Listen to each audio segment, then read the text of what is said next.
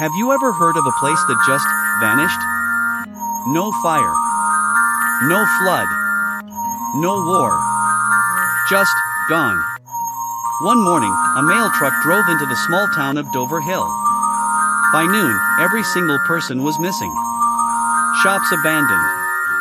Food half-eaten on tables. Dogs barking at nothing. The driver, Carl Benson, was the first to report it. He walked into the sheriff's office. But the sheriff wasn't there. Nobody was. Phones didn't work.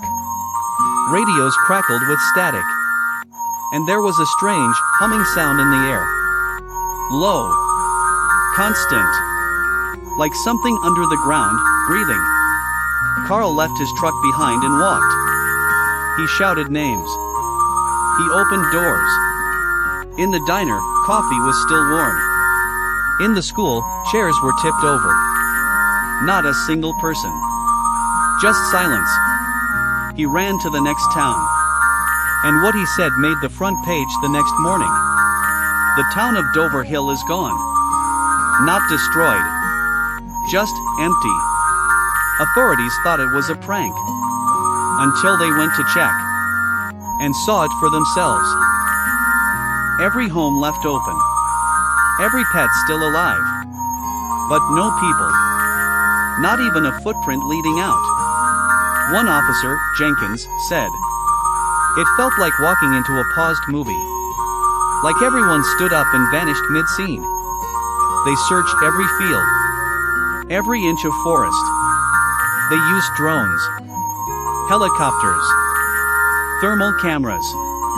Nothing. But something wasn't right. At sunset, the shadows looked strange. Longer than they should be. Moving against the light. One investigator claimed he saw a shape in the distance. Something tall. Thin. Watching. He blinked. And it was gone. Then things got worse.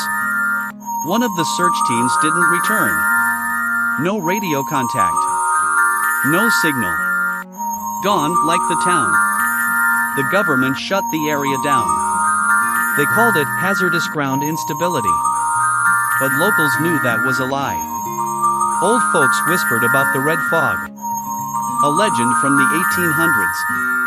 A thick mist that took people in their sleep. They said it came once every 100 years.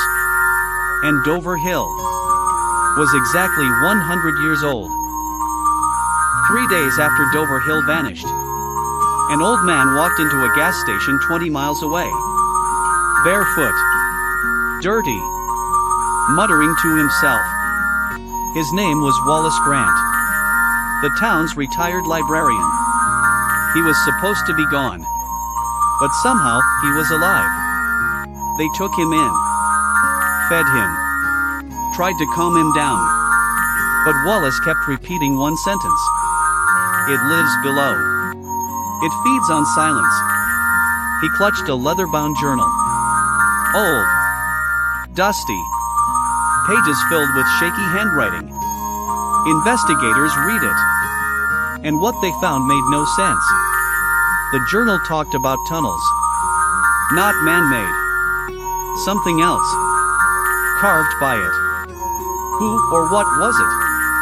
Wallace wrote about waking up at 3:13 a.m. every night.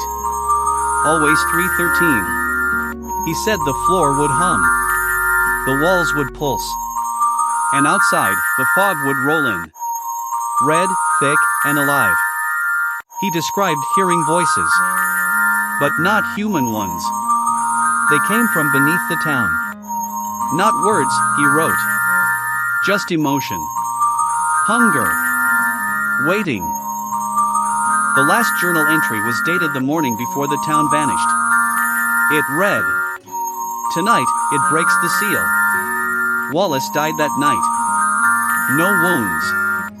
No illness. Just gone, eyes wide open in terror." That's when a geologist named Dr. Elaine Harper stepped in. She'd studied tremors in the region. Tiny, rhythmic pulses under Dover Hill. Happening every 6 hours, like breathing.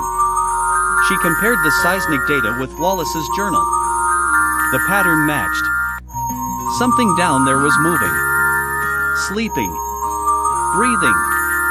She wanted to send a probe down the town's old mine. A shaft sealed in 1913 after a collapse. Locals called it the Hollow Vein. They begged her not to. That place was closed for a reason. One man said, "Miners didn't die in that collapse. They were taken." Elaine went anyway. They lowered a camera deep into the shaft. It was quiet at first.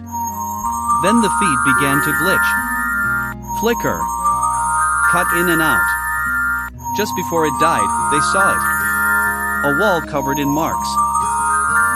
Thousands of tiny handprints. Not human-sized. Smaller. Childlike. But wrong. The probe stopped at 213 feet. Exact number. Why is that important?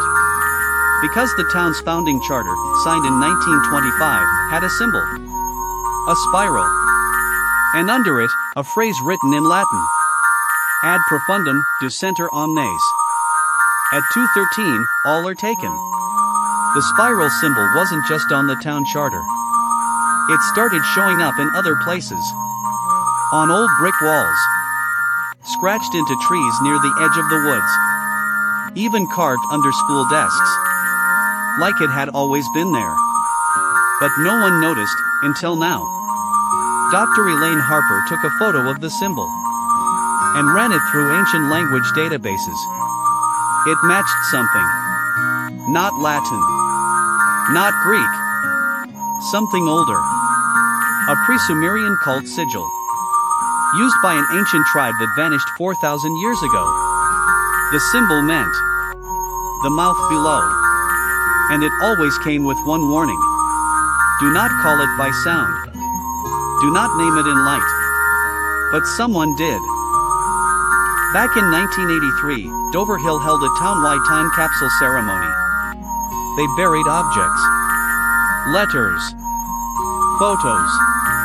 One kid, a 12-year-old named Harris Duell, slipped in a drawing. It was of the spiral.